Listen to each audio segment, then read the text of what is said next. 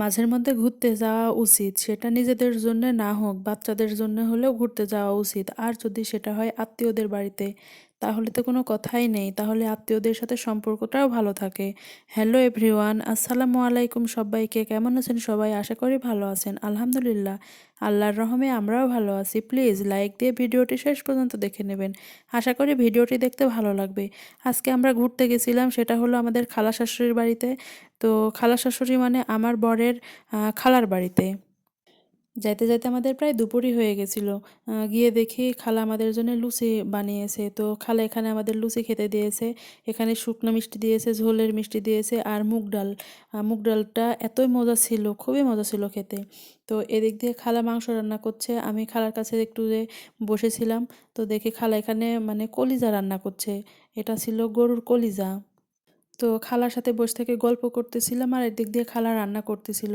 এটা আমার খালা শাশুড়ি হলে হবে কি, মানে খালার মতোই আর কি। আমার সাথে খুবই মিল, বা আমাকে খুবই ভালোবাসে। আর গ্রামের মানুষগুলো একটু সহজ সরলই হয়। ওরা যাওয়াতে তো তারা খুবই খুশি। তো এদিক দিয়ে খালা মাছ ভাজা করবে, তার জন্যে চুলার উপরে কড়াই বসিয়ে দিয়েছে। এই মাছগুলো জানেন, আমার হচ্ছে যে খালার ছেলে মেরেছে, মানে আমার দেবর মেরেছে। আমার দেবর একদমই ছোট মানুষ, ওর বয়স হচ্ছে যে 8 বছর। ও কিন্তু ওদের পুকুরে ছিপ দিয়ে এই মাছগুলো মেরেছে। তো খালা সেগুলোই ভাজি করছে। এগুলো ছিল কই মাছ। ও মাছগুলো মেরে খুবই খুশি, আমাকে বলছিল, ভাবি আমি আজকে মাছ মেরেছি। ভাবা যায় 8 বছরের একটা ছেলে ছিপ দিয়ে মাছ মারছে, অসাধারণ একটা ব্যাপার না? গ্রামের ছেলেরা এমনই হয়। গ্রামের ছেলেমেয়েরা সব দিক দিয়েই চঞ্চল হয়। খালার হাতের প্রত্যেকটা রান্নাই খুবই মজা ছিল। আর খালা রাঁধতেও খুব এক্সপার্ট, খুবই সুন্দর করে রান্না করতে পারে। সব কিছুই যেহেতু একদম টাটকা টাটকা ছিল, খেতেও দারুণ মজা ছিল।